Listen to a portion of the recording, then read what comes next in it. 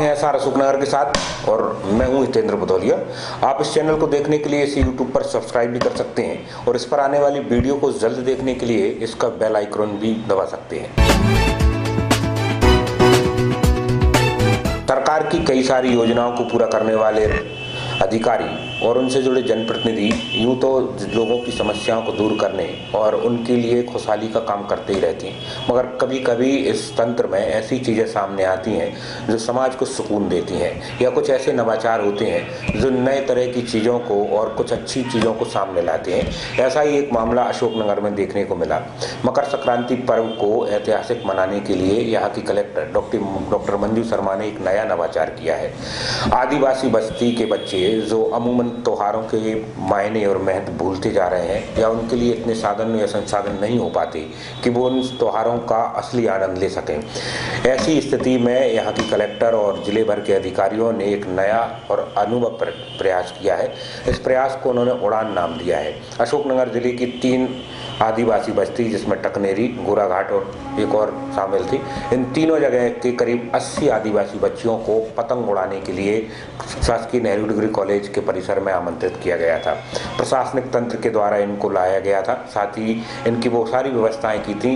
करीब 2-2.5 घंटे के इस कार्यक्रम में बच्चों ने जमकर आनंद लिया और आदिवासी बाहुल्य बस्तियों के बच्चे जो शायद ही इस तरह से संस्थागत तौर पर पतंगबाजी का उत्साह मना सकते थे, उसका आनंद ले सकते थे, ये कम ही देखने को मिला था। तो जिला प्रशासन ने एक नया प्रयोग किया है। बेटी बचाओ अभियान जो है, उसके तहत महिला एवं बाल विकास विभाग ने इस पूरे कार्यक्रम को आयोजित किया। कैसा लगा आपको? इससे पहले कभी आपने ऐसा कार्यक्रम देखा कोई? पहली बार हुआ है। खाने को मिला बेटा आपको? हाँ, खाने को मिला। वीडियो कितने बच्चे कुल आप लोग यहाँ पे आए आज? सबने पतंग उड़ाई? हाँ, सबने। फर्स्ट कौन आया? हम दोनों आए थे, सेकंड आए थे और हमारे कैसा लग रहा है आपको? हमको यहाँ पे बहुत अच्छा लगा। क्या नाम लिखते हो? गोविंद। पढ़ते हो? हाँ। कौन सी क्लास? 8।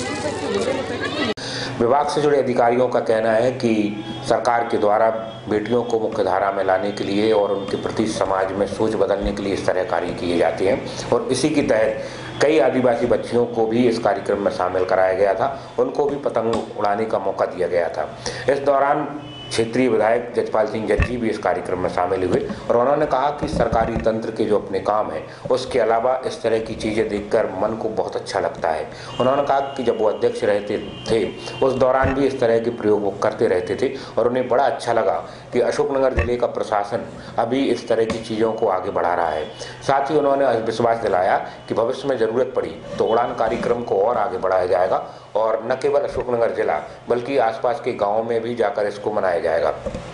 डॉक्टर मंजू शर्मा जो अशोकनगर के कलेक्टर हैं, उनके ही दिमाग का यह विचार है। उनका कहना है, आदिवासी बाहुल्य क्षेत्र हैं जो हमारे ज़िले में, तो ये सोचा कि इन बच्चों के साथ कुछ अभिनव प्रयोग किए जाएं। तो मकर संक्रांति का त्यौहार जो कि हमारे नज़दीक था, तो हम लोगों का इनके बच्चों के साथ पतंग उड़ाई जाए। उसी क्रम में हम लोगों ने टकनेरी, गोराघाट और शंकरपुर से बच्चों को लाए हैं। लगभग 80 बच्चे हैं जिनके बीच हमने पतंग का कंपटीशन का आयोजन किया है। और मुख्य उद्देश्य इसका ये था कि उन बच्चों के चेहरे पे भी मुस्कान लाई जा सके जो पिछले वर्ग में आते हैं, पिछड़े वर्ग में आते हैं, पीछे रह जाते हैं और कई चीज़ों की सुविधाएं उनको नहीं मिल पाती हैं। आवश्यक सुविधाओं के लिए वो लोग तरसते हैं, तो कम से कम ये मनोरंजन की जो चीज़ें रहती हैं उनसे भी उनको परिचय कराया जाए, उनको मुख्य धारा में जोड़ा जाए। मैम, आज का जो कार्यक्रम है वो जिला स्तरीय है, इसमें पूरे जिले से बच्चे होंगे कहीं ना कहीं? इस बार हमने शंकरपुर, गोराघाट और टकनेरी से ही गाँव से आंगनवाड़ी कार्यकर्ताओं के द्वारा लाया गया है। जिला प्रशासन का और आप लोगों का तो ये यही रहेगा कि इससे आगे भी जाएगा? मेरे मन में तो बहुत कुछ इच्छाएं हैं। जैसे मैंने सोचा है कि है तो मेरे जिले का ही, केवल मेरी ही सोच है, ये स्वप्रेरणा से किया हुआ है, किसी योजना के अंतर्गत हम इसको नहीं कर रहे हैं। परंतु मेरा मन है कि मैं जितने भी हमारे आदिवासी बाहुल्य क्षेत्र हैं उन गाँवों के बच्चों के साथ कुछ ना कुछ कंपटीशन और ऐसा कुछ हम इस उड़ान कार्यक्रम के तहत कराते जाएं भविष्य में भी। मतलब इस बार संक्रांति को रखा है तो ये त्योहारों के रहेगा? जरूरी है कि त्योहार हो। हम लोग किसी भी समय ये सोच सकते हैं, जब हमको लगता है कि कोई समय अच्छा है और हमारे पास हम कर सकते, तो हो सकता है गाँव जाके ही हम कोई कॉम्पिटिशन कराएं, लाइक रेस वगैरह भी करा सकते हैं। अगली संक्रांति आने से पहले बीच में भी आपका उड़ान हमारा जब हमें सुविधाजनक होगा और जैसे होगा हम लोग कराते रहेंगे। Thank you. कि उन बच्चों के लिए प्रयास किया गया है जिनके जीवन में त्योहारों के महत्व बहुत कम हो गए हैं या उन्हें इतने मौके नहीं मिल पा रहे। इसलिए सरकारी तंत्र की तरफ से इस तरह की पहल की गई है।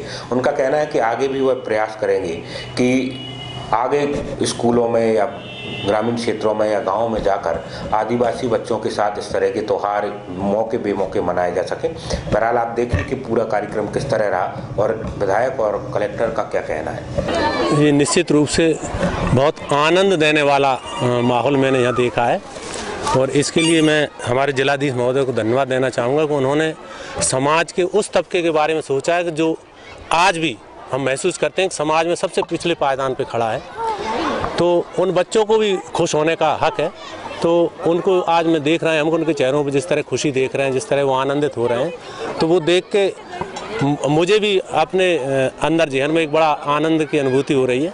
मेरा चूँकि मैं भी जब नगर पालिका अध्यक्ष फर्स्ट टाइम बना था तब शासन की कोई इतनी योजना नहीं होती खेल कूद की, लेकिन मेरा तब लगातार यही प्रयास रहता था कि बच्चों के लिए आकर हम क्या कर सकें।